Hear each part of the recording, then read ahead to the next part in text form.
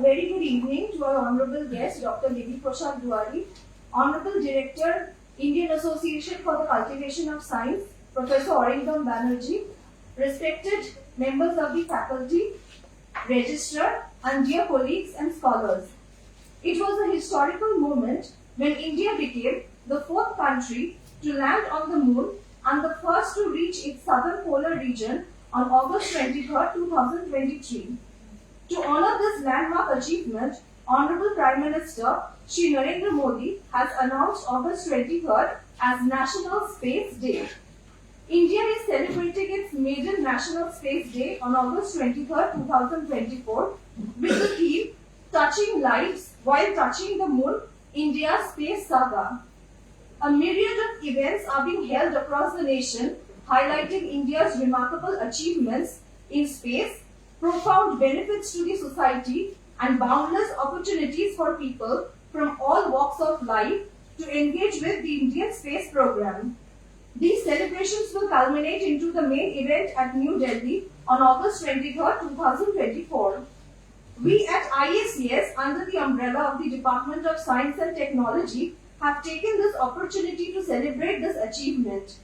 The DST, which relentlessly plays a pivotal role in organizing, coordinating, and promoting science and technological activities in the country, has always been a guiding light to IACS.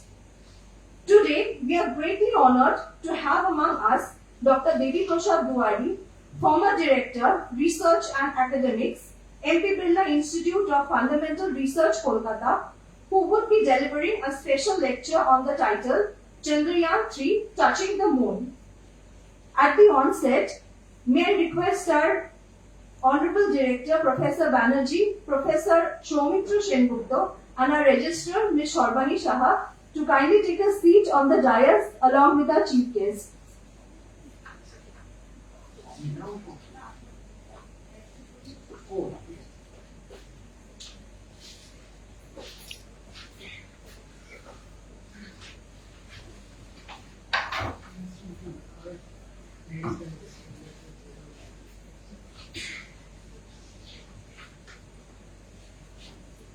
I would request my colleague Ms. Omkita Chakraborty to please felicitate Dr. Duari with a bouquet.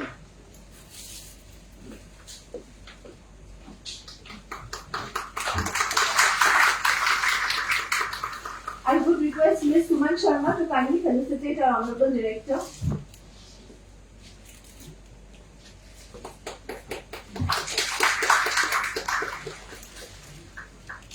Ms. Chakraborty, will kindly felicitate Professor Soumitra Sengupta.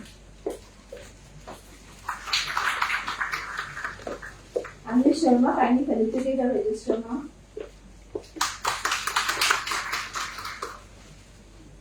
May I now request our Honorable Director, Professor Banerjee, to kindly share a few words with us on this occasion.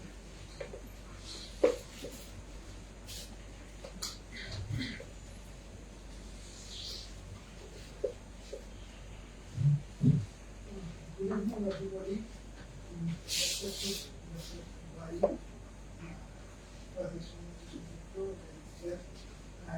my colleagues. We are passing through a great moment. India, Chandrayaan just landed a year back to the south pole of moon. So it's very, very difficult place to land, but India just got it to be not a single group of ISRO scientists, and they are very, very long endeavor. We are celebrating this today, 2 days earlier than the actual day, National Space Day. Anyway, I don't waste much of your time and straightway inviting Dr. Duari to just illuminate us through his gift of the gap. So do I have? I think this is my fifth time I will be listening to him. He's a wonderful orator, and he knows how to captivate the attention of the listeners. So do I please.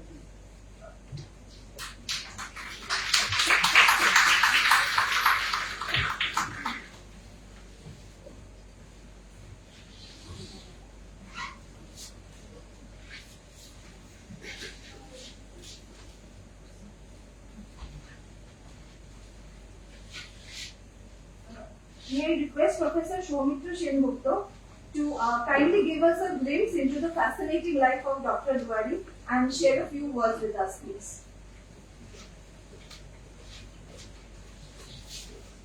Good afternoon, everybody here. You have heard the occasion of today's meeting. India certainly is considered to be one of the leading countries in the world for its success in the area of space research. And I believe that many students in the audience will be joining this research in the coming years. And we are really proud of our space research scientists. There is no question about it. Now, regarding today's speaker, Dr. Devi Prasad Duwari, I don't think that he needs much introduction. I mean, a regular face in all the television channels. But the most important thing is that I know him for many years from our college days, right? If you remember, and we have many exchanges, science and other things. And when he joined Birla Planetarium as a director, I think that planetarium reached its highest level under his leadership.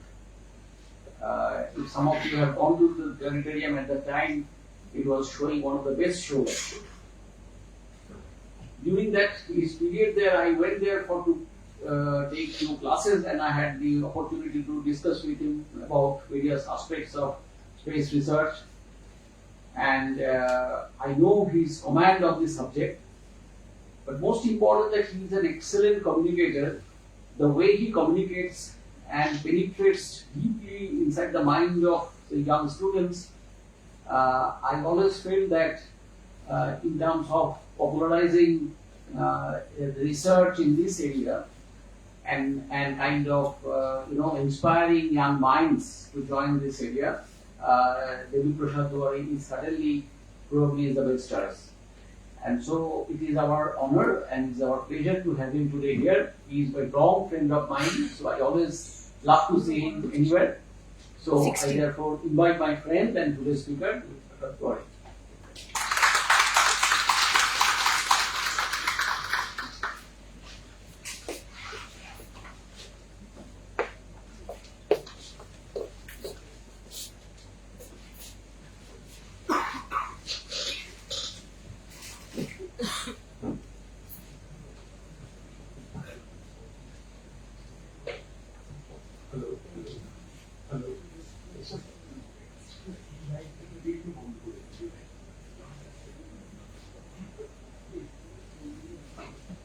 A very good afternoon to everybody present over here.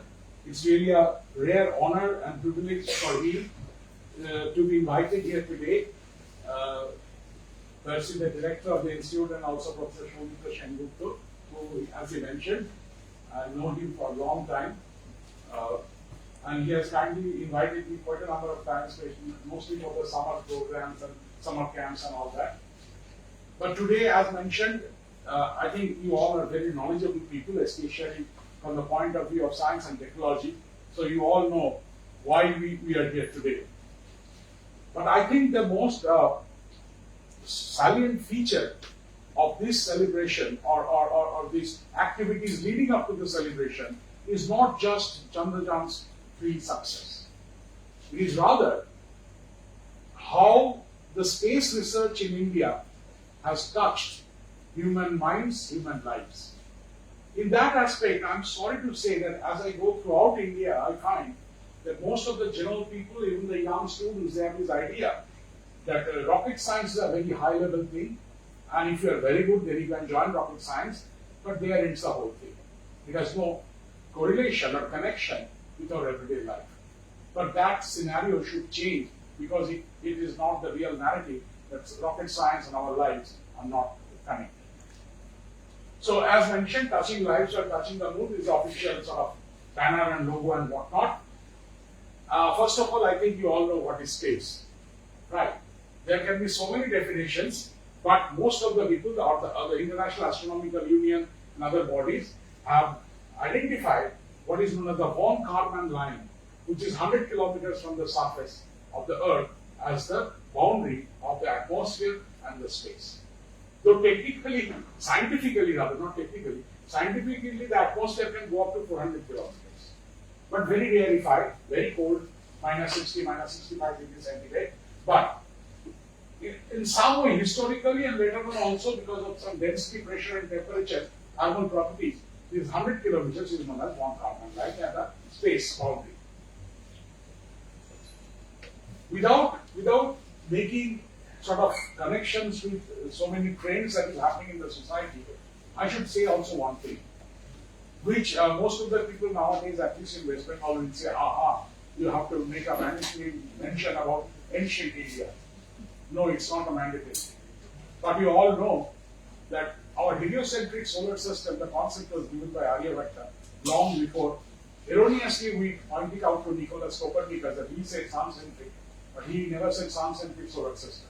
He said sun-centric universe. It was Galileo Galilei in 1611 who for the first time said sun-centric or heliocentric.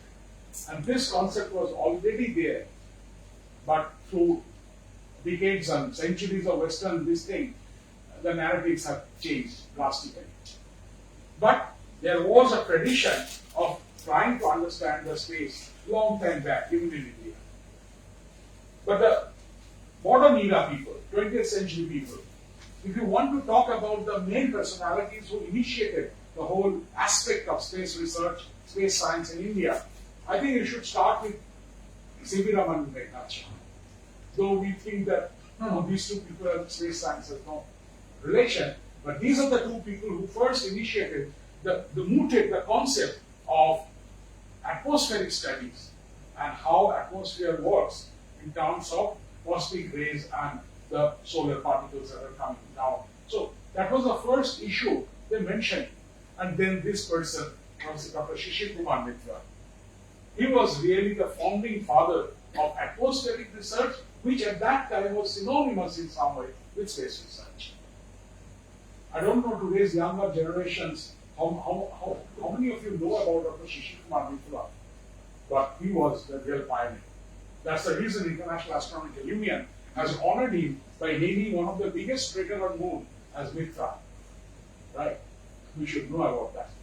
And obviously Dr. Vikram Sarabhai, the founding father of ISRO, and Homi Jahangir Bhabha. Generally it's not given, but why I'm using Homi Jahangir Bhabha? Because if you go in the history, it was in 1955, 56, 57, just after, say, a decade of India's independence, it was Homi Jahangir Bhabha who impressed upon the then Prime Minister, Jawaharlal Nehru, that we should be doing something in the world in a leading way.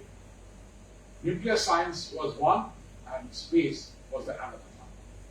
Because at that time, there was a heated sort of exchange and competition between US and USSR in terms of who is going to rule the space. So India got the hint also maybe, and then it was Vikram Sarabhai, who was the director of Physical Research Laboratory at that time, who started the whole process. And in 75 years, now it is 77 years, India has done a lot, starting from sounding rockets till sending things to the moon and Mars and so on and so forth. But the beginning was very humble. I think you have all seen this photograph. This was a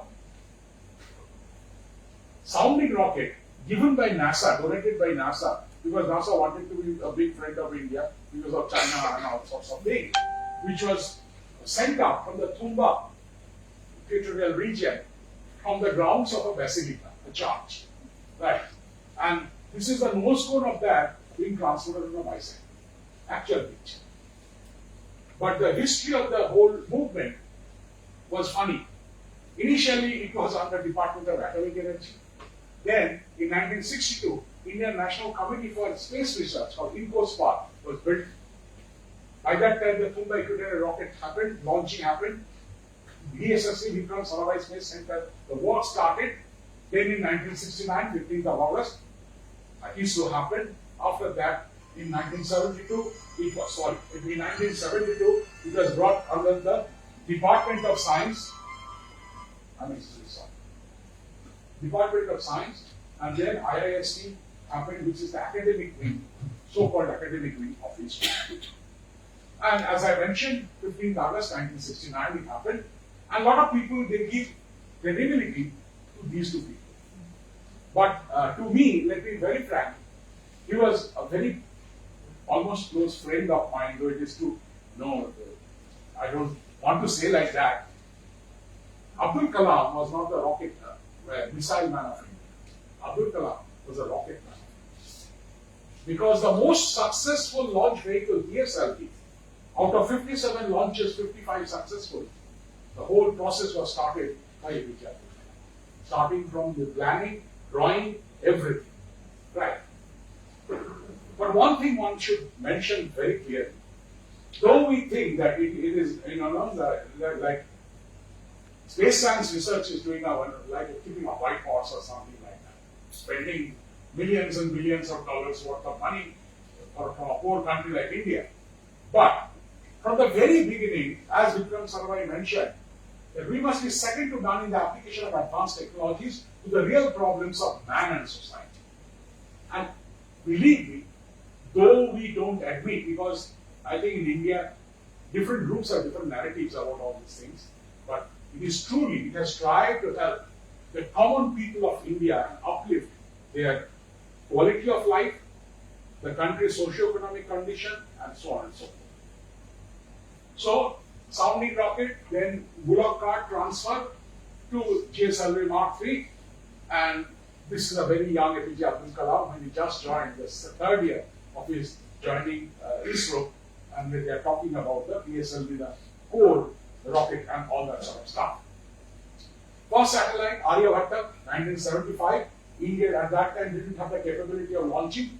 So our big friend at that time, I think still today, Russia, they said that we will launch it from the Kapustin near Cosmodrome, and it was sent out to space. But amazingly, it was the Aryabhatta satellite, the whole focus was on astronomy, not on other things as the other countries are doing, right? Basically, it's astronomy and solar physics. And then, one after another, I don't want to get into all the details, but Bhaskara, Rohini, but two salient points, see that they SITE for telecommunication and STEP for educational purposes. These two are the tremendously important activity that ISRO initiated, and which really reached the common people and helped them both in terms of telecommunication and in terms of basic education to distinct rural areas, even the Himalaya region. Initially 500 locations, villages were identified, and then it spread like that. Okay. But we should also appreciate, I don't know how many of you know, my young friends, India is considered as the most powerful nation in remote sensing. The database that India has is much, at least 10 to 15, 12 times more than NASA and European Space Agency has. And the number of satellites for remote sensing that India has sent is much more than any country. So remote sensing was one of the main focus initially. Why? Because the land resources, the mineral resources, water resources, everything should be charted out so that policy can be made for the development of India. Right. So harness space technology for national development by pursuing space science research and planetary exploration. So the space mission of ISRO launched space vehicle, satellites for Earth observation, communication, navigation, meteorology, and so on and so forth, remote sensing program for natural resources and environment, and then promote private firms to play a key role in space. This aspect, amazingly, is missing from our minds, our meaning the academic community's mind. Right. Television, telecom, space-based navigation, societal development, science and planetary exploration, and as I mentioned, the flights basically was used new space transportation solution. They were mostly communication satellites, Earth observation, navigation, space science, advanced technologies, and training, capacity building, and education, and international cooperation. Whatever. So ISRO is the main body, but there are certain other organizations which are associates of ISRO. One is called the Antrix Corporation, named after Antorit Kho. It was supposed to be the commercial arm of ISRO. Then PRL is still not a part of ISRO in that sense, it's still independent. The National Atmospheric Research Laboratory in Gadanki, Andhra Pradesh, New Space India Limited, the new avatar of entrance, which started in 2000, I think 2018 or 19. And it is breaking barriers. I'll talk a little bit about that. And then NESAC, Northeastern Space Application Center, though it is for Northeastern, all these remote sensing, but it will play a very big role in countering China. That will be very frank, though ISRO will not officially say that. And Indian Institute of Space Science and Technology. 21 centers, a lot of other sort of small centers. I'm not going into all the details, but this is really impressive. Till last month, 124 spacecraft missions, out of them 96 are launch missions, 15 private and student satellites. Amazing number, and increasing day by day. 8 re-entry mission. Re-entry is very difficult because the atmosphere is there with a tremendous speed as it passes through the atmosphere to come down. Because of the friction, the heat increases up to 1600 degrees centigrade. And to keep it safe, including the inside electronics, is very difficult. Gaganyaan first flight has happened, and most impressive is that 36 countries, 432 foreign satellites, all successfully launched, not a single thing. This is an eye-opener, right? Even NASA, even Russia, even French people from French Guyana and Peru, I think they have done almost half of this now, which is right. ISRO launch vehicle started from the SLV, augmented SLV, only after 2 failed, stopped. PSLV, the main workhorse, GSLV, used basically Russian engines but failed. Then India started its own journey in building up the rocket machines for Vikram, and ultimately the GSLV Mark III, and only 3 days back, SSLV was successfully tested, which will be used mostly for commercial purposes. Thousands of years back, our ancestors used to look at the sky and to wonder what is sky, where is sky, what are those lighted dots we call star. But they couldn't find an answer. But it was the beginning of the subject of astronomy, astrophysics. So one of the oldest subjects, and at present it is also one of the most happening subjects. Just to give you an idea, in 100 years from 1901 to 2000, only 3.5 Nobel Prizes were given in astronomy, astrophysics, cosmology, and geometry related. Whereas from 2000 to 2023, 6 Nobel Prizes. 70 Nobel laureates have been given the same prize for the same subject. And that tells you, nobody has to make statements. This fact tells you how important it has become. Night sky, thousands of years back, our ancestors used to wonder what is the meaning behind those lighted dots. They couldn't find an answer. In the desperation, what they did, they chose different parts of the sky, identified closely spaced stars, joined those stars to straight lines, and created imaginary figures. This way, the whole sky was divided, and we know the story. Taramandal or constellation. But in the modern generation, for the last 50, 60 years, tremendously and technologically developed instruments have been fabricated, built up. This is in La Paranal in Chile, Atacama Desert. The 4 8-meter class telescope, 8-meter diameter telescope, looking to the sky in such an arid region. When I have been here a couple of times for some small one, around 250,000 square kilometers, that is, there is not even a blade of grass. It's terrible. And by government law, within 250 kilometer radius, no human habitation. No pollution either in radio or not. Right. So it's an amazing thing. Mauna Kea is another amazing place. You should all go. At a height of 14,000 feet, 15 countries have built 12 telescopes, so it is above the clouds. And the smallest one cost is $500 million. And the largest work has started in 2018-19, probably going to get commissioned by 2028. TNT, 30-meter telescope. Costly one. 5 countries are collaborating, mostly USA, China, Japan, Canada, and India. The Indian contribution in 2018, the then Prime Minister declared in the Lok Sabha, the Indian contribution is 1,700 crore rupees for one instrument. So India is happy. Right. Don't only say that they are only talking about Ganeshas, this thing, ICBM being fired and Mahabharata. That's a narrative we love to believe in this part of the country. Right. And I think you all know, 2018, 7 mega science projects have been declared to be executed in the coming 10 years, that is up to 2028. And I told, but I'm a part of, very small, loosely part of this TIFAC thing. So that was discussed 15 years back, or 10, 12 years back. The total planned budget for 7 of these mega science projects is 22,500 crore rupees. And amazingly, out of 7, 6 are from astronomy. So that tells you about the focus, about the subject of astronomy, how important it is becoming in our country today. And obviously space research, because we have to touch the sky.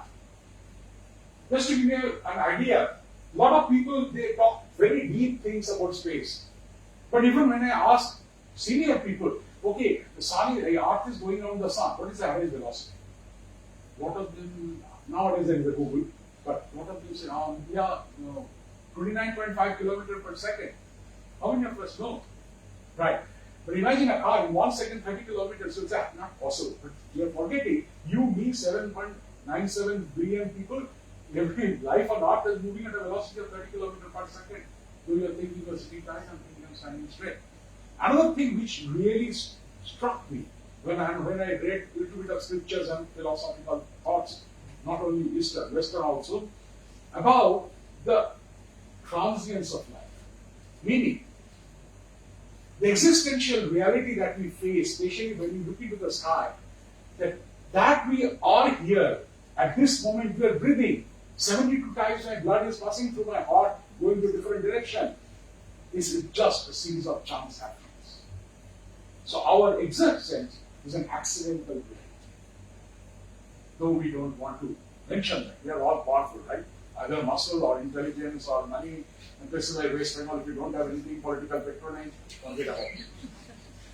We are here because of series of accidents. Just to give you an idea. First accident, change of seasons. Because of the field, season changes often. If there were no change of seasons, what would have happened? If there were no change of seasons, there would have been no ocean currents. If there are no ocean currents, there would have been no air currents. If there are no air currents, clouds would not have formed somewhere and gathered somewhere else and gave us rain and fresh water. Life would not have been possible because just after Earth was born, it would have been a barren desert.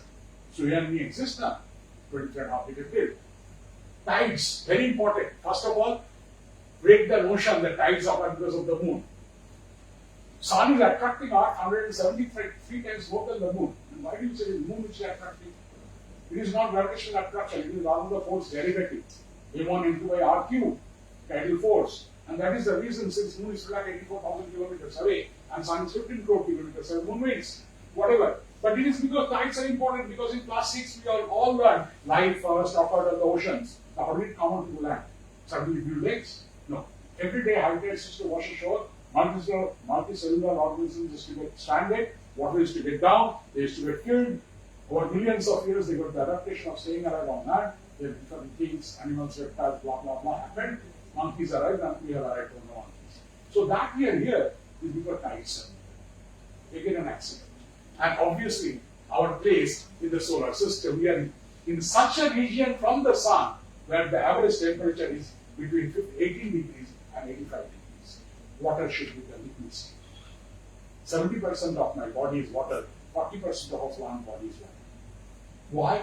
Why it is important? Because the biochemical impulses, electrochemical impulses that goes from my brain to every part of the body should need thousands of conducting wires. Here, each cell is an electrolytic solution inside with water and solubles, which acts as a conductor. So the whole body is electrical because of this process. And it was during total solar eclipse the importance of sun became more and more.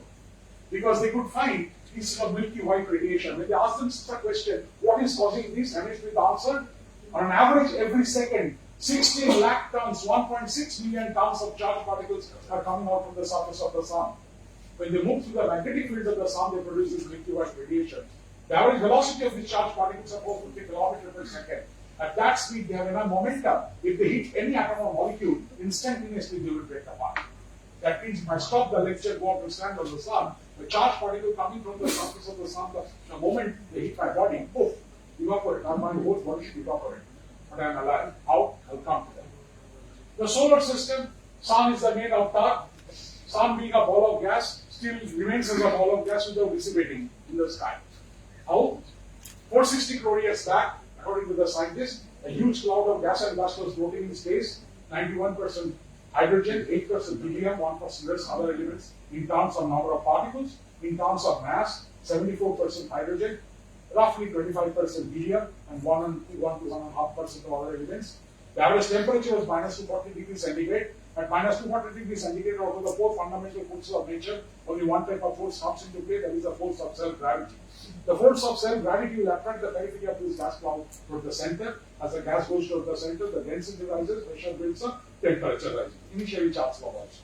But then the temperature starts rising, and in a runaway effect, ultimately becomes 1.5 crore to 10 million. At that temperature, 4 hydrogen nuclei, as if they come together, fuse together. It's not so simple.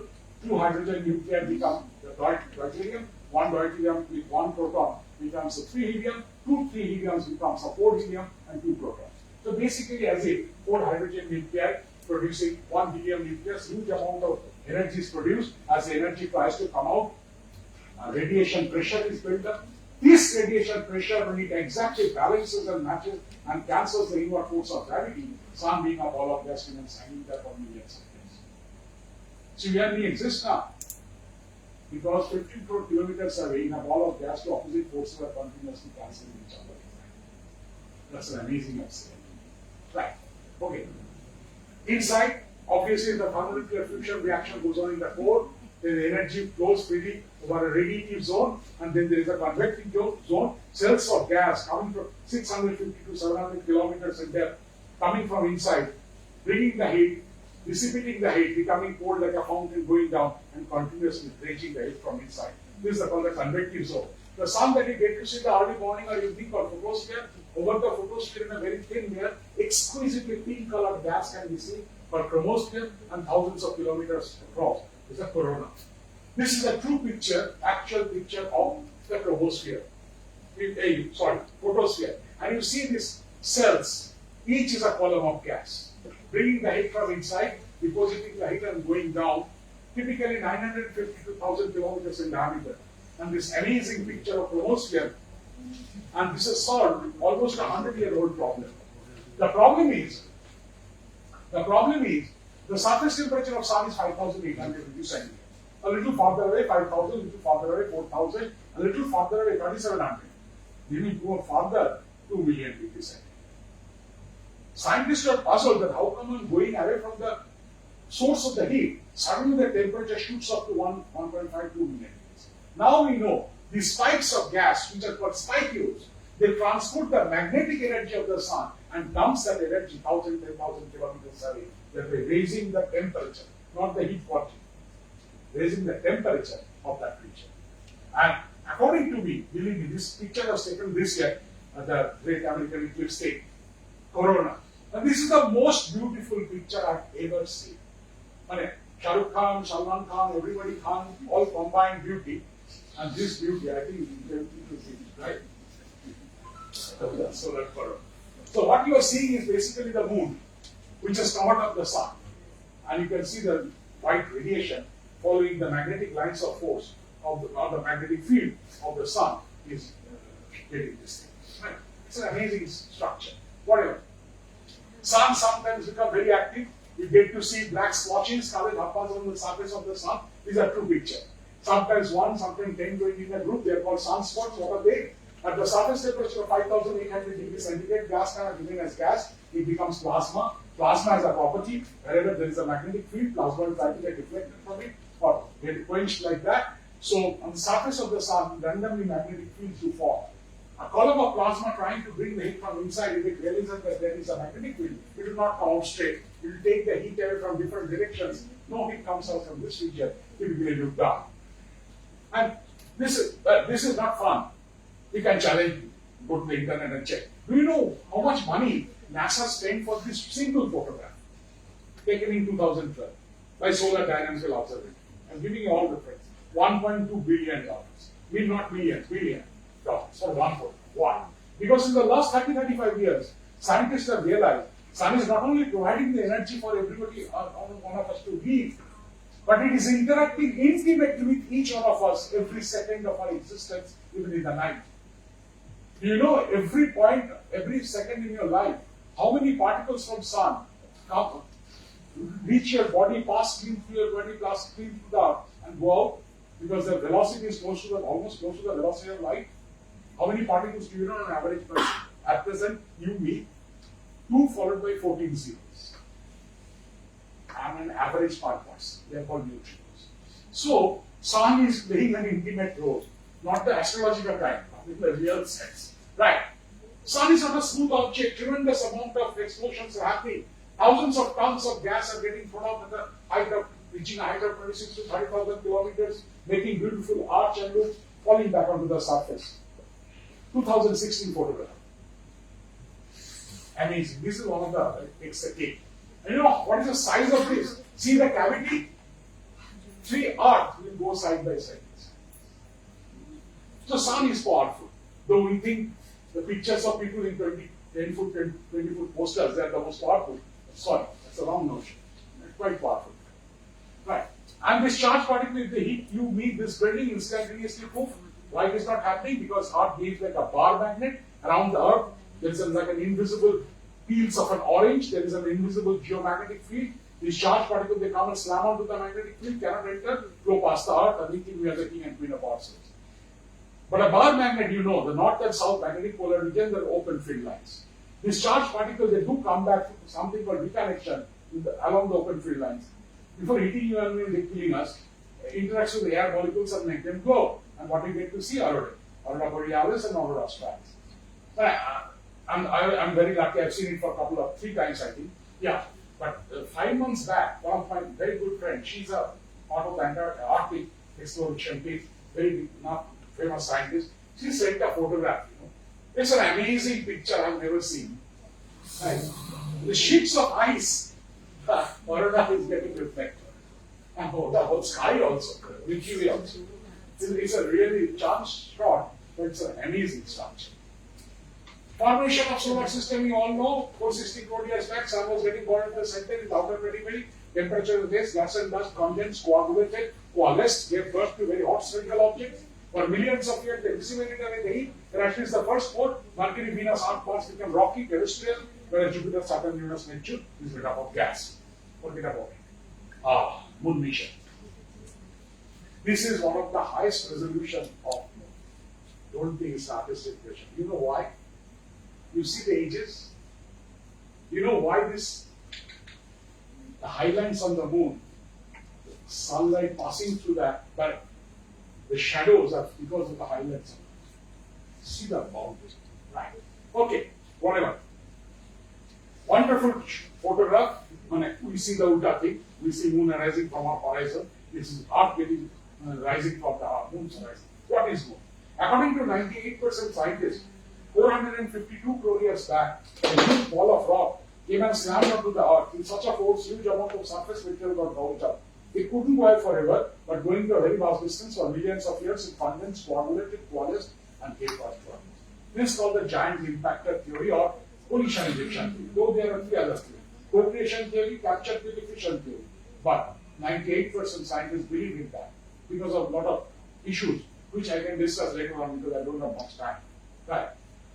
The features, geomorphological or geographical, whatever you say, craters, 30,000 of them, typically 1 to 100 kilometers in diameter, named after famous people. Plains, which historically people from Earth thought oceans, so then named it as Mare or Maria. Maria is sea, and then highlands, small, average size mountains and highlands. So 1950s to 60s, there was this tremendous part of interest. After Jules Verne has written almost 100 years back, everybody wanted to go to moon, and though we think NASA is a NASA, but you have to accept, space research started in the world by Russia, Soviet Union. They were the pioneers. NASA started later, only in 1961, John F. Kennedy gave a lecture saying that the way things are happening, soon Russia will be sending humans to the moon. So I don't want to listen to anything within a decade. We have to have Americans on the moon. And do you know, 1969, when Apollo 11 landed, what was the NASA's budget? You should know. 6.7% of the total GDP was NASA's budget. And do you know at present what is ISRO's budget? 0.009% of India's GDP. But ISRO is being turned at the same level with NASA. Amazing. So first, other side of the moon picture taken by Luna 3 in 1967. And first landing before Apollo 11 by Luna 9 in 1969. Right? Soviet Russia. And then obviously this happened. You all know. But you will say, oh, excuse me, this date is wrong. No, it's right. This is Indian Standard Time. July 20 they landed, but the time they landed, it was already 21, July 21 in India, but it's a giant leap for the mankind. Then everything stopped. 6 Apollo missions, 12 people jumping here and there, doing a lot of experiments, then everything stopped. And people asked, why for 40, 45 years nobody went to moon? The answer is, at the initial stage, it was the voyages of discovery. Uncharted territory, and obviously beating Russia. America wanted to do that. Then, after all these experiments, the basic understanding of at least the moon's surface, the surface gravity, absence of water, atmospheric composition, more or less were done. What should we know more? Then suddenly it dawned onto the scientists, we could use the resources on the moon for the development of human civilization. So slowly, voyages of discovery transformed to voyages of profit. And that's the reason, starting from 1990, there were a huge number of things because the X-ray scintillography or the X-ray fluorescence, rather, sunlight falling onto moon, getting absorbed, re-radiated, the X-ray part of the re-radiated light told us lot of minerals, lot of chemicals, molecules present on the surface of the moon. And then, magic element helium-3. Basically, if India can bring down 2 tons of liquid, not 2 actually, 1.75 tons of liquefied helium from moons. First of all, the reactor can be present next door to you, no reactive problems, and 2 tons of liquid helium in the present context can generate the whole electricity for entire India for 1 day. So every country, they knew about helium is not much available on Earth. Right? It reacts very fast in the atmosphere and goes up. So only 2 countries have said we want helium. Other countries, they are very gentle and polite in their deliberations, but not so. They are very violent in their activities, but polite in their deliberations. And these 2 countries are China and India. India is very clear cut on that. If it can be extracted, we will extract helium and bring it back. Right. Hints of water molecules present in the atmosphere, maybe in the regolith is a surface, has been shown in 1990s by Clementine and lunar prospectors, but nobody could prove that water or water ice is present.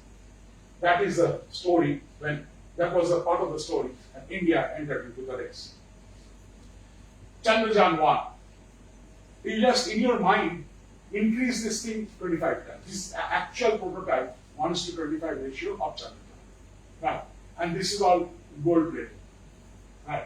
And I know because it was presented to me, luckily, fortunately for me, by the chairman, to be, so it's in my house, and the whole thing is 24 karat gold plated. Do you know why? All these satellites looks yellowish. Because they are covered by 24 karat gold impregnated polyurethane. Why? Because the huge amount of protons coming out from the sun and helium nuclei, if they hit any surface, go through. Speed is so fast, momentum. But Rutherford gold effects. It is gold foil. That's why every satellite looks, yellowish, not any other color. So this is one of the example. 22nd October 2008, 6:22 AM, sitting at our nose from our PSL X-25 rocket, our Chandrayaan-1 was sent into space to understand bulk chemistry, lunar crust, then how the solar radiation affects the surface, magnetic field, topography, surface gravity, everything. But this was not published at that time. This was the actual objective of the ISRO scientists, to find out and quantify magnesium, aluminium, silicon, iron, titanium, helium, uranium, thorium, rubidium, to do a search for water ice near something called somewhere called South Pole, Aitken region, and also the solar radiation and cosmic environment. Basically, 5 instruments. One of them is a camera. The moment I show it in West Bengal, at least people get very excited. I don't know why. You must be knowing. But basically, hyperspectral imager and also X-ray and X-ray gamma ray spectrometer and something called M3. This is the winner. It was built on a collaboration with ISRO and Brown University in US. But the Indian government, governments are governments. They don't understand the actual meaning of why things are being done in experiment. They said, okay, you are sending Chandrayaan to moon, it will land. ISRO science will get lost. How it will land? We don't have that capability. It will go around. Then how will we say that India has arrived at the moon? It goes down. But it's not a joke, it's reality. So they came out within 3 months with a very, very nice item. 1.5 feet by 1.5 feet by 1.5 feet a cube. On the 6 sides, the Ashok stump and the Indian flag were imprinted. The idea was, as the Chandrayaan-1 will be going round on an opportune moment, which was amazingly 14th of November, birthday of Jawaharlal Nehru, that's an opportune moment, it will be thrown towards the moon.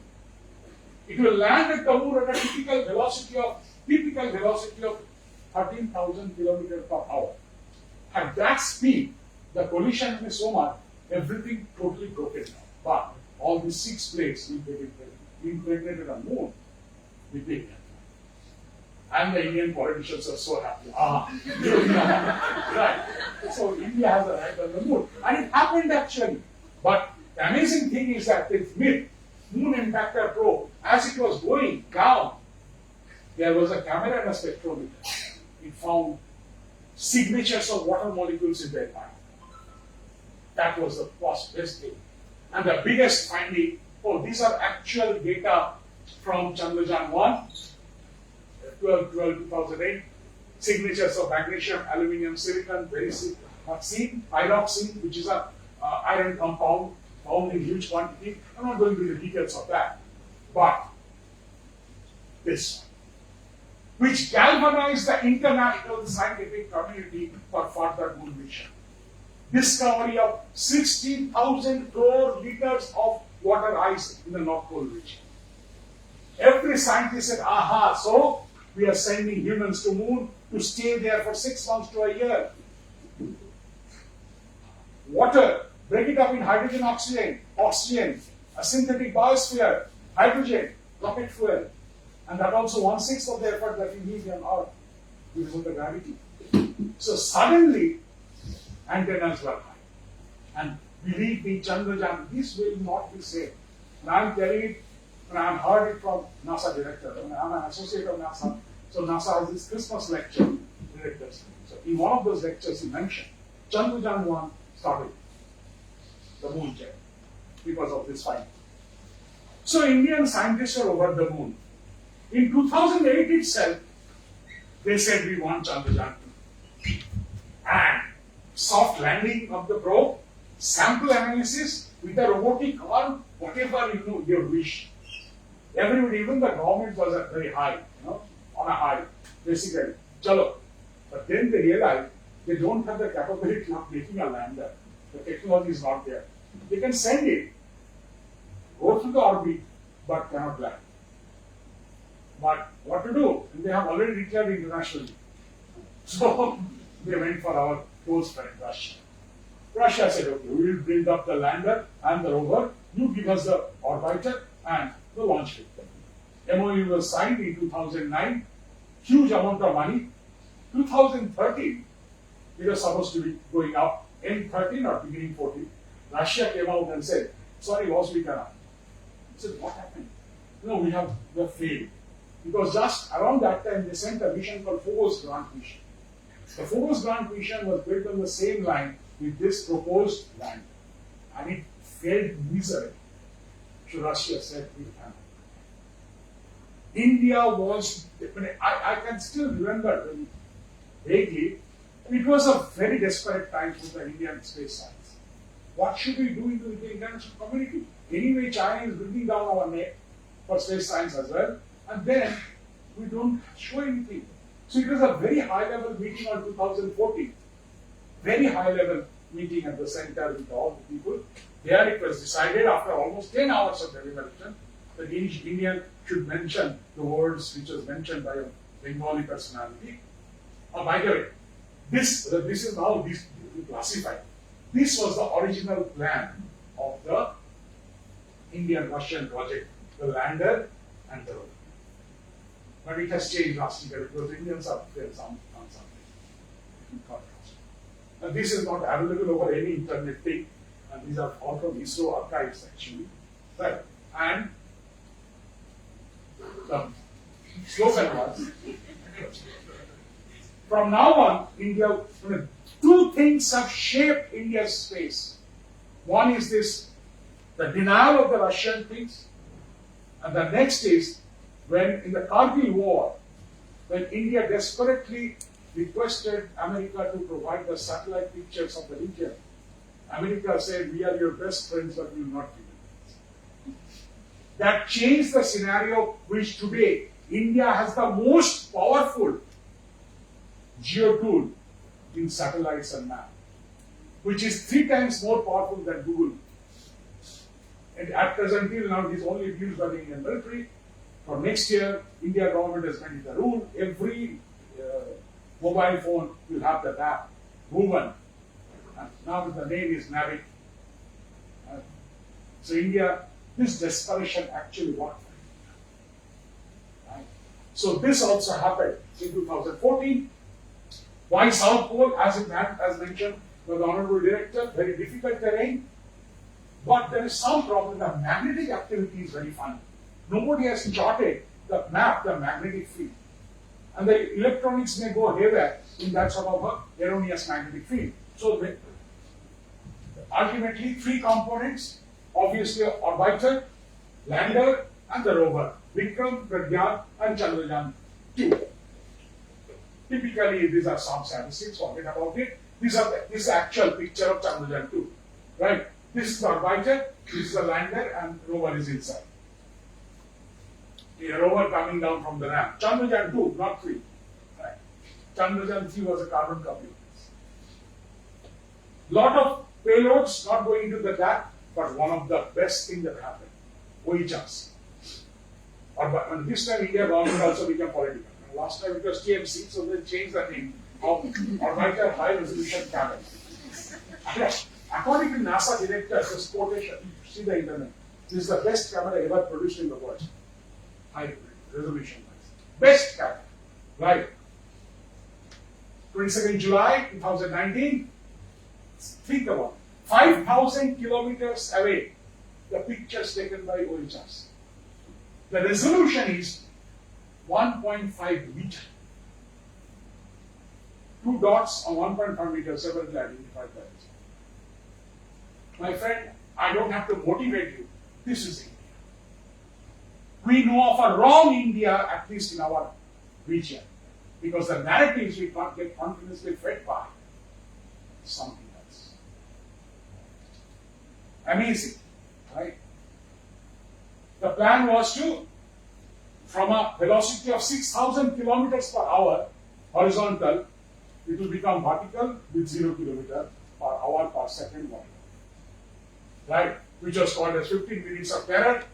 So you see, at 6,000 kilometers per hour, at an altitude of 30 kilometers, it has to go like this, become vertical and land. And you have all know the story. Just a little bit about the thing, blip, stop. It was said connection was broken or whatever, and this was a picture. We all laughed, right? I don't know why we smiled. Tell me. If you do an experiment after spending $1 million or small experiment and fail, you will laugh. This is our notion. I'm not picking up to you. This is general. And for Bengalis, it is a must. Because we are intellectuals, right? Pseudo-intellectuals, Buddhists.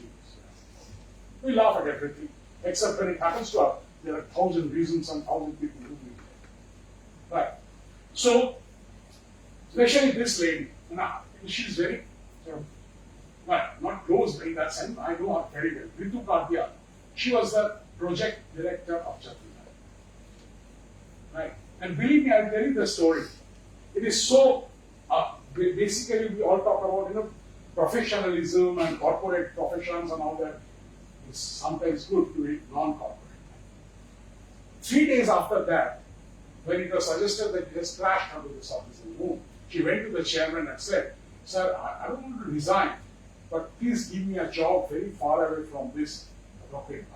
I will do a desk job, sir, because I feel bad that I have failed the mission." Chairman said, "Who gives you that, this thing to tell these things to me?" You joined the Chandrayaan 3 program, became as one of the top leaders. This is his response. It's a beautiful line. You have failed. Oh, good for nothing, get lost. No. They know how to harness the sense of failure for positive things. Management wise, and this is what I'm telling you, you're all very, history is one of the fantastic things. And only last month I had a chat with Dr. Sharma, whatever. Do you know the structure of ISRO? 20,470 employees. 78% is science and technology. Support staff is only 20. Most of the places it's just the ulta. That is the management skill. That's why ISRO is successful. We should go beyond science and talk how the management of this scientific institute has created this whole scenario. Right. But Chandrayaan 2, next day, failure.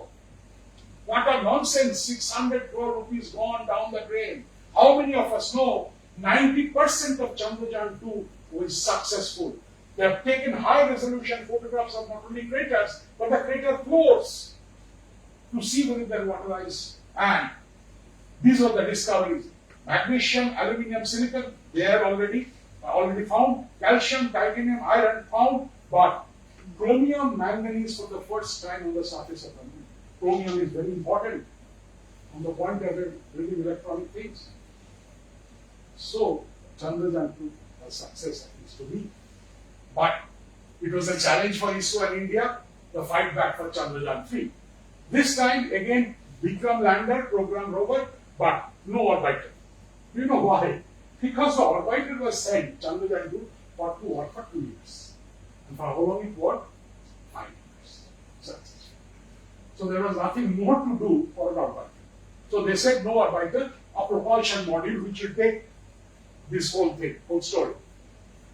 And this is an amazing picture. These spots are all places where landed. Star and this thing is China, Kastyatu Vitala is Russia, and this star is USA. See, nowhere almost below the equator. Because the terrain here and the terrain there is totally different. Right? So India decided to land somewhere here, which is 700 kilometers from the South Pole. Papers are always, we landed on South Pole. No, we landed a little far away from South Pole. Right. So it's 700 kilometers near the place called Tycho crater. And this time they were very, very sensitive. We should not fail to land. The Vikram lander in Chandrayaan 2 had 3 sensors while going down. A higher avoidance camera will continuously take pictures and through AI send it back to its main computer, which will decide whether it will be safe to land. An altimeter and one more. Here, this time, what a huge redundancy. 9 sensors for land. So if one fails, one will take over. One fails, one will take over. Right. And payloads 4. One to find out the thorough physical property of the surface, called chest. One to find out the radioanatomy of the moon, Mount ionosphere, because of the solar radiation. One is to find out whether there should be a moonquake. It should not. Moon inside is solid, there should be no moonquake. Earth inside is liquid, that's why earthquake occurs. And NASA requested a laser retroreflector to be placed on this, because from the University of Arizona, every day they send a very tremendous high-powered laser pulse, which gets reflected back from this reflector to find out the distance of the sun, of the moon and Earth, because moon is slowly going away from Earth every month. And Pragyan had two things, obviously an alpha ray particle, then India bigger faster. They say, okay, if sunlight is falling on a rock, obviously it will re-radiate it and we will get the X-ray. If the rock is somewhere where the sunlight is not reaching. So they came out with a fantastic instrument called LEADS. A laser source will send a very high frequency laser, powerful. The whole rock will evaporate. They will then analyze the evaporated material and the state. Right? Laser induced breakdown spectroscopy, these two were there. And our poor propulsion unit, it was given an instrument which was supposed not to look at the moon but to the earth. Do you know why? Again, this is called Jiva, ISRO. Till today, 5,800 exoplanets have been found. Planets going around other stars in the habitable zone. So, they don't know whether there is life. But this will do a very intimate study of Earth's atmosphere so that those properties are to be checked, correlated with the properties of exoplanets already found to find out that there is life. Nothing should go waste. Right? Amazing stuff. 14th July, it happened again from that plan, from horizontal to vertical, and I'm sorry, this was a video, but basically forget about that. On 6:04 hours PM on 23rd of August, Chandrayaan-2 landed successfully. We have all seen that. After 7 hours, the ramp was open, and then it was really a joy. But this came across everybody, across the society. That's why I've given these photographs. Common people, scientists, blah blah blah. This was the actual video of this taken from Vikram as this is going down. But somehow the codec in the computer is not matching. And this is the actual photo as the rover is happening. The earlier video was going down. This is a still picture. And then as the rover was going, suddenly the scientist found from his camera it is approaching a crater which is around 100 meters deep and 4 meters across. So if Pragyan falls on this, it can never come back. So instantly, the decision was taken within almost an hour. Instantly, it sent this message, and Pragyan rover, they cannot send direct message. They have to send the message to Chandrayaan-2 orbiter, which will send the message to Vikram, which will send the message to Pragyan. Think of the process. Immediately, it turned and came out. And the next picture, I don't know, not picture, it was a video. I think you can show it. No, it is not showing. Okay, yes. Scientists were so relieved, they asked this thing to go for a dance. And it's actually dancing. And successfully came back. So these are actual videos and amazing stuff, right? And the best. Have you ever seen such a high resolution photograph on the surface? Small stones can be identified. Picture taken by a small box, Pragyan of Vikram. See the resolution. This is India, my friend. I'm not an ISRO person, I'm not even a government employee, an ex-government employee. Right? But what has to be said, the truth should be said, at least by people like you, but the younger generation. Don't follow the narratives of different groups, different people.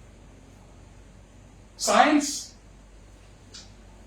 within a depth of 8 centimeters, the temperature changes by 70 degrees. You'll say, oh yeah, good. No, again like this 60,000 crore liters. Throughout the world, scientists said, clue. Next time there will be a human habitation which will be below ground because the surface material is fantastic. It's Chandrayaan-3 already found. Hint of sulfur in the South Pole region, nobody has found. Then, till not explained, they found a moonquake, very big, Why? Nobody knows. And these are small quakes. This is actually when rover was moving. The vibration. Think of the fineness of it. So, seismographic studies. And when it was coming to the end of the 14 days, sunlight stopping, everything will die. They did another experiment which nobody actually noticed. 80 centimeters, 400 centimeters, successful line. Success. So what? But do you know, ISRO scientists were jumping up and down. Why? They have tested the next mission, soil sample condition. To go down, come up, if it is needed again, go down successfully. It's not by fluke they land itself. Right? So, upstep land, and this will ultimately lead to, by 2028 probably, this hang on for 4 years, to actually sample the condition. Right? And those parents who tell their kids, study well, you have to join ISRO. India's present policy had changed drastically. Make in India the best proof. 13 companies have created Chandrayaan 3, built Chandrayaan 3, not ISRO. Right?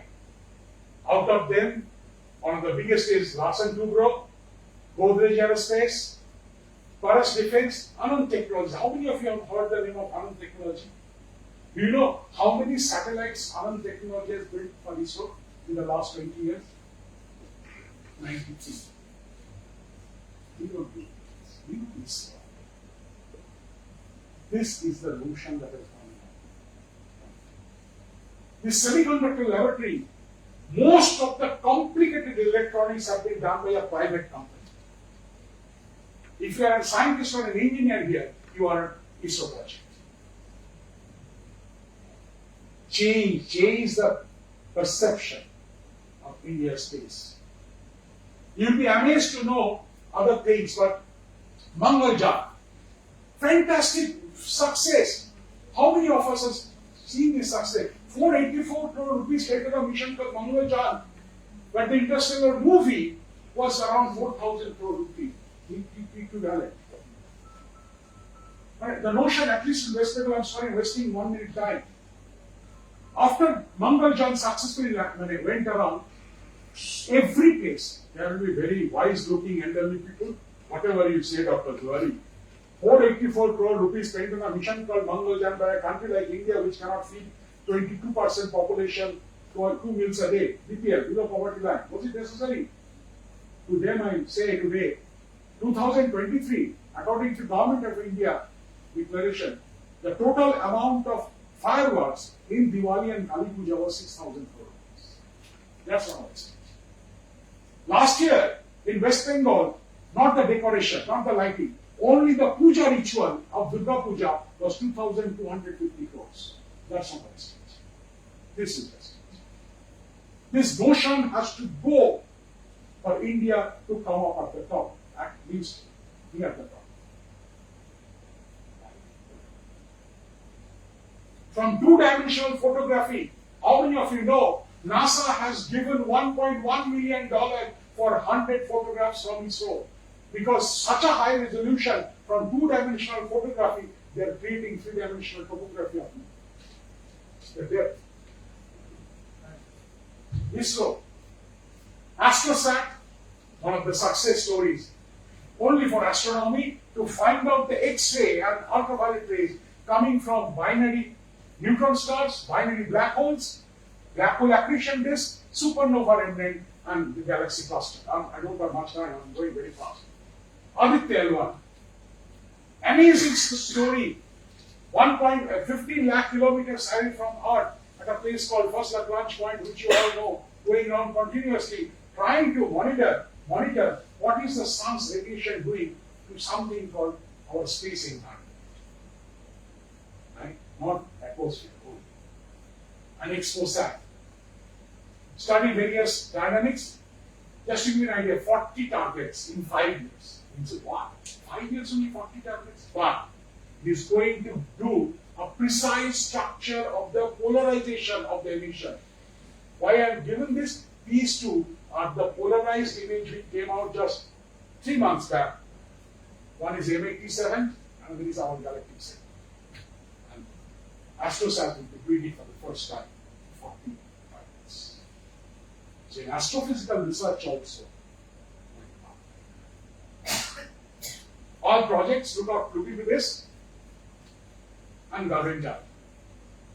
How many of you know that the next Gaganyaan, this lady will be going? His name is Vyam Mitra. Right? This lady is from this. Down there is nothing. Right? It's a robot. Gone. Inside, including all computers, there are 177 sensors. And the idea is, this is classified. Don't say I have said this. Idea is, when 2025 end, 2 Gaganyatris, now they have named it as Gaganyatris, will go for 4 days, will go around. This lady will also be there. Why? Because this Gaganyatris will be wearing a helmet. Inside the helmet, there will be a skull cap like it, which is basically an EEG reader. You know EEG? So that all the neural impulses will be read by that skull cap and transmitted wirelessly to this lady. So, if they are thinking of pushing this button, which is wrong, they should push this. Instantaneously, this lady will know it's a wrong button, push this button. Nothing else. First time India is going to send a humanoid, not a robot, in space, and Gaganyaan. And these are the 4. These 2 have been chosen, these 2 people, and this fellow has been chosen by NASA to take the Elon Musk Starlink and go to the International Space Station. So his name is Shubhanshu Shukla. Right. Okay, whatever. Some return of the capsule. This is Bay of Bengal, these are Coast Guard and Indian Navy in 2030, they are testing it. Right. NISA, another success story. NASA, ISRO, synthetic aperture radar, the costliest space satellite ever built. 12,000 crore rupees roughly, at 80 rupees a dollar. 2016, when NASA approached ISRO, they said 12,000. Our budget, yearly budget is 3,200 crore. You're asking us to make a 12,000 crore thing. Sorry. Again came back in 2018, just before the pandemic. They said, please build it. Collaborate. We will give 80%. You give 20%. Equal opportunity. Do you know why? Do you know why? He is NASA director. According to the NASA director, in the last 66 years of space exploration, among all the spacecraft that has been sent up by NASA, successfully they have been put onto their correct orbit 73% times. And in the last 44 years effectively of ISRO, among all the spacecraft that has been sent, successfully they have been put onto their correct orbit 91% times. This is India, not the India we talk about in the newspapers. Try to see the truth. When I am a foreign advisor for ESA, European Space Agency, we should, when some of those committee meetings, they're only talking about India and what they're doing. Europe has failed 27 countries, billions and billions of euros, but they have failed to produce this result. We have done it. Just 15 days back, the precursor of Indian space shuttle, reusable launch vehicle, successful. I had that video of reusable successfully landed. And no country has started it, scramjet. Scramjet is a game changer. Do you know why? What is the difference between a jet and a rocket? A rocket takes all its fuels. Fuel means fuel and the oxidizer. Generally, 30% fuel, 70% oxidizer.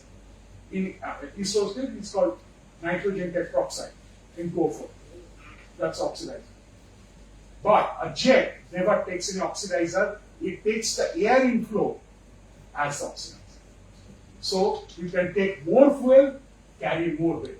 And India has successfully tested only first week of July. Scramjet went up nicely, failed on the precise spot on the other. So the next generation rockets will be the scramjets. Right?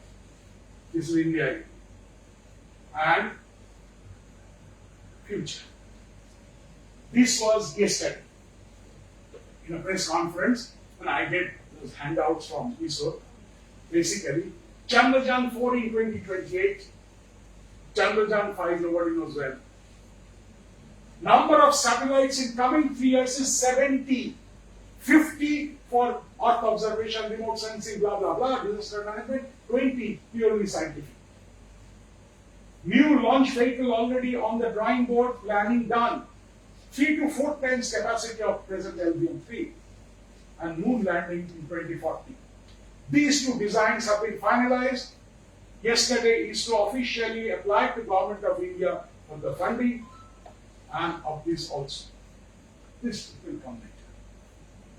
So this is the future of ISRO. So I will come to an end, but you can ask me this question, that you are still I'm still a student of a little bit of astronomy, astrophysics. I'm not a rocket scientist, never learned anything about space science and all that. It was one person, almost 20 years back, who started the fire in me to understand what ISRO is doing. And just not to boast of me, I'm past that age of boasting and getting a pleasure out of that. This fellow, for almost 10 years prior to his death, he was the closest person whom I could talk technically. Some almost 10 to 11 interactions with him, and that has happened, and that is APJ Abdul Kalam. Right. So 75 years of Azadi Ka Amrit, it is 55 years of ISRO Amrit Mahotsav. Societal role, you can all find out. Socio-economic, geopolitical, socio-cultural, educational, blah, blah, blah, blah, blah. Read it about it. And this NAVIC, IRNSS. Every point of our society, agriculture, forestry, water, tourism, urban, rural development, e-governance, disaster management, thematic mapping, and ocean studies. Think of this. ISRO touching the lives, touching the mind. This means what? This means this. Not just sending Mangalyaan, Chandrayaan, and all that thing. Technology spin-offs, you know.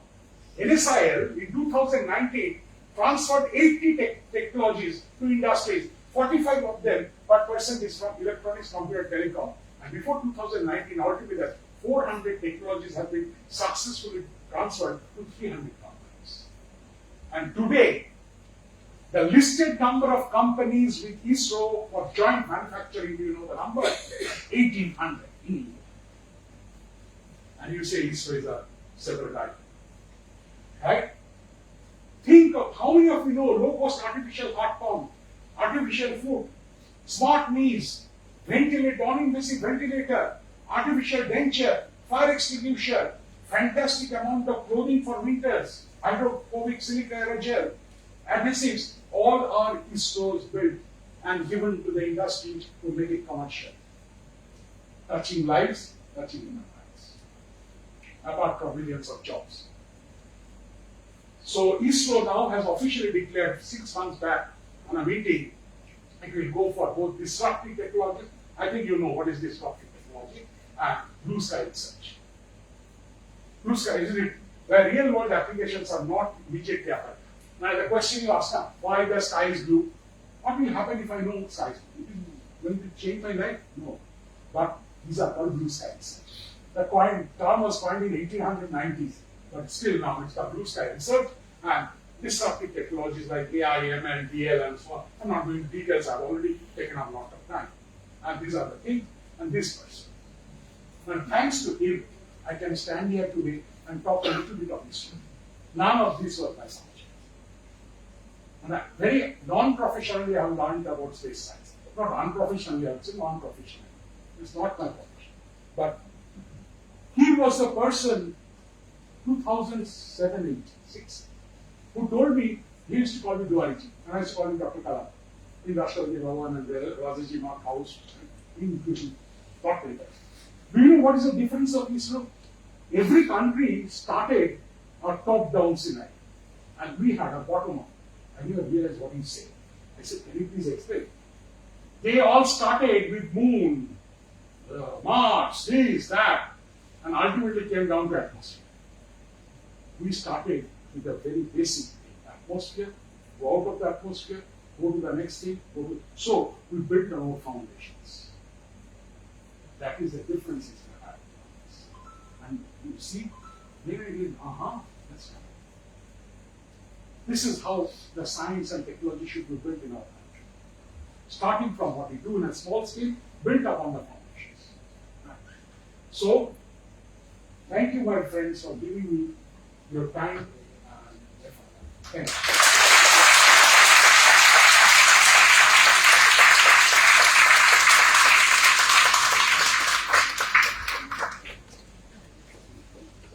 Thank you, sir.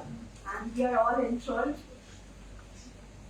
Any questions from the audience for sir? Sir, I have a question. Please. What is the reason for moonquake and there is some forward? Now, NASA has done a detailed study. Apparently, there was probably a meteor hit at that time, which caused the meteor hit. It's not meteor. So probably. I'm saying probably. Solid moon, how can produce that? No, but if something falls on the solid ground, then you will see the vibration, obviously. Vibration will always be there in any body. Yeah. But self-generated vibration happens when there is a vibrating source inside, which is mostly liquid, which is not the case in the case of moon.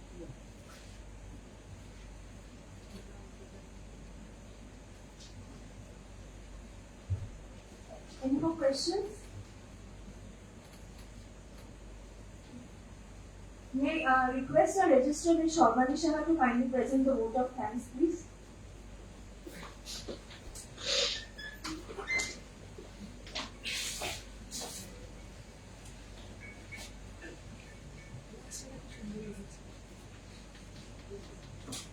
So let's be our moving towards the end of this program. First of all, I thank our speaker today for sparing his time. It is always a pleasure to hear him. We have heard him on a number of occasions, and we thank DST for giving this task of organizing Space Day in a befitting manner. That actually infused us to invite Dr. Duwari yet another time. I thank our director who relied upon us in organizing the event. Thanks to Professor Shomitra Sengupta who helped us contacting Dr. Duwari. And thanks to all my colleagues and students. Actually, hearing Dr. Duwari in a field auditorium, in a field seminar, it's an experience to cherish lifetime. Thank you all.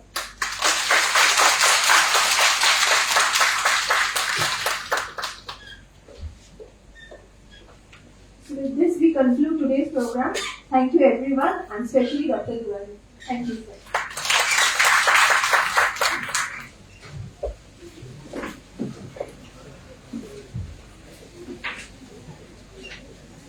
Sounds good.